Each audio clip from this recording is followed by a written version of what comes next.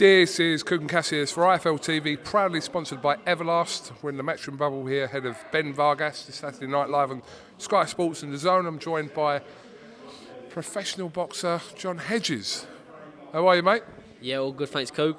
Go on, I've got this. Go on. Going for the old all right. Yeah, all good. Happy to be here again. Second fight, ready for it, mate. Yeah, ready to go. Let's talk about fellas. Come on.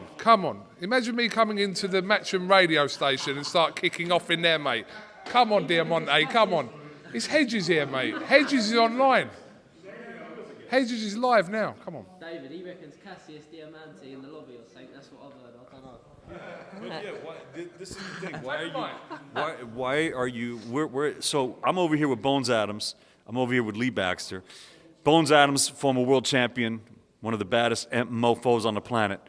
Just so you know, Bones, come over here real quick. Let me just big this guy up. This is what happens on IFL, by the way. Yeah, but just so you know, this is Bones Adams right here, ladies and gentlemen, and he's former world champion. He started boxing at 5 years old. He had a pro record of 146 and 6. No, 176 and 4. 176 and 4. That's amateur. Started boxing professional at age 15. Fought Orlando Canizales at the age of 18 in France for the world title. Orlando Canizales, best bantamweight champion ever. Ever. He's had more defenses than any bantamweight there was. 15 title defenses. He fought him in his 11th title defense. So we're just over here chopping it up. But anyway, KUGAN, you can go back to your interview. Here you go. Wow, thank you very much, David Diamante and Bones Adams. Yeah, I've got a bit That was a random one, but I think the bottom line is they've gone, so they're not going to make noise. And Have a bit of that, Coog, won't we? John, second professional fight, as you pointed out earlier on, before we were interrupted. Nicely interrupted. John, after the fight, you got a little bit of criticism over your fight. I know you spoke about it afterwards, but it's difficult to kind of gauge exactly whether that criticism was justified until you'd watched the fight back. So when you watched the fight back, what was your honest thoughts on that? Honestly, Coog, like I said in the press conference, it wasn't what we wanted. We took it on a couple of days' notice. I'd done my best in there. I will say that I went in there, gave it my best, but I just didn't box good. You have an off day, and that was a very off day for myself. I tensed up a bit.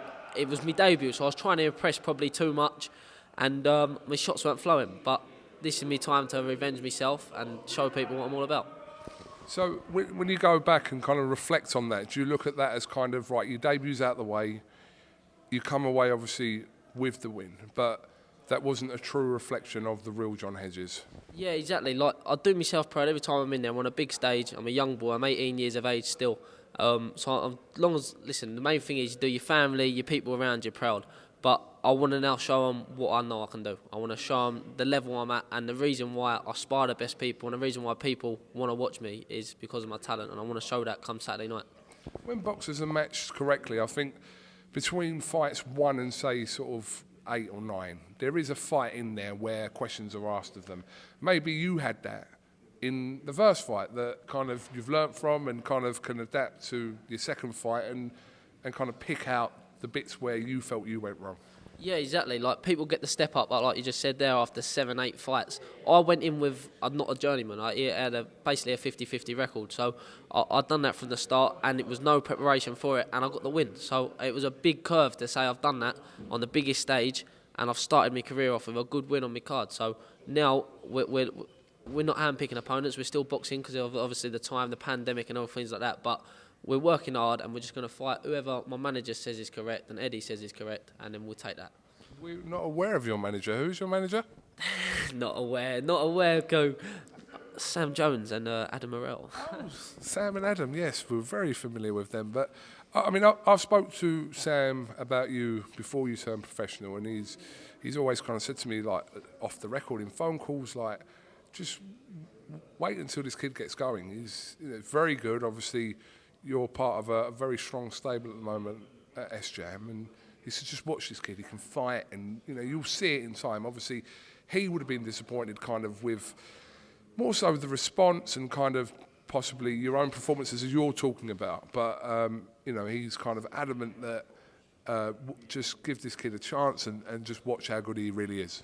Yeah, and that's exactly cool. I'm not in a rush. I don't want to rush me boxing. I just want to take my time. I'm young and I'm aware I'm young. Do you know what I mean? So I want to take my time, build up slowly, and by the time I'm 21, 22, they're going to be like, shouldn't have doubted this kid. This kid is now going to go on and make it because I'll get my man strength. I'm going to mature as a person, and I'll show people. Do you know what I mean? So it's a brick by brick, each fight, each time, learning, getting more experience, and then going in and proving people wrong. What can you tell us about your opponent? What have you kind of seen of it? Have you seen any footage of him apart from obviously his record, which I'm sure you're aware of? No, like there's not a lot about of my opponent. I've watched one of his fights. I don't like to watch too much, even though I just like to know whether they're southpaw or orthodox, have a little glimpse what they do here, because they're going to fight different against me, how they're going to fight against other people. Everyone changes. So I've had a look, I've seen what I need to see, and my coaches have as well. And now it's just putting the game plan to play come Saturday night.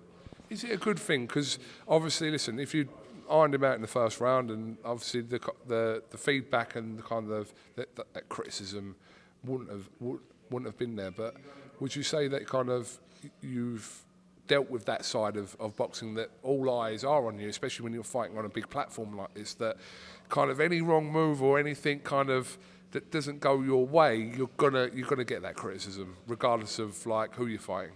Yeah, exactly that, KUGAN. Like, whatever happens, if I, like you just said there, if I got him out there in the first round, I'd have probably still got haters off that. Oh, you've done this, you've done that. So you can only do what you can do.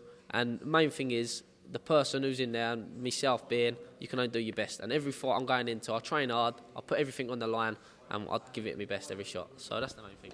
It's funny because I see kind of a certain boxing audience. Well, yeah, you're right. If you knocked him out in the first round, people would have said, what kind of challenge was that? And then if you kind of had a bit of a fight with him, which you did, then you get the other response. So I suppose people need to look at it subjectively and kind of judge you after maybe 7 or 8 fights and kind of see an actual proper interpretation of what John Hedges brings. Yeah, exactly. And the thing is, I'm straight on the big stage, so people are seeing me from so early on. If you look at Conor Benn's debut, people gave him so much stick, it was unbelievable. And I was kind of in the same boat. Look at him now. No one's thinking about that debut no more. Now he's pushing on to bigger honours. So that's how I can see my career going. I'm starting off. So people are watching it and not realising what goes into it, the person's age and that. But let them doubt me now and prove them wrong later. Do you know what I mean? That's the aim. John, you make a good example about Conor Benn, but don't even go to kind of his debut. A few fights in, he had that life and death with Cedric Paynard at York Hall, where people were looking at that fight thinking, where's Conor going? After, he was obviously dropped in the fight, etc., and he come back, rematched him, boxed smart, got the win. So people aren't talking about that now. Now he's talking about fighting people like Amir Khan and Kell Brook. And people aren't talking about that now because it's a long game, and you're playing a long game. And yeah, that's exactly. Conor didn't rush it, but he was put on the big stage because of his name, and it weren't like I want to be here, like he wanted to be there then. But it's all about taking his time. He did take the fights he needed to have. He had, like you just said there, early on, had a bit of a shock. People was doubting him, but it's all forgot about. It's all about putting the hard work in, training hard, and where you get to, not where you're at. Like that, it's where you're getting to, not where you're at.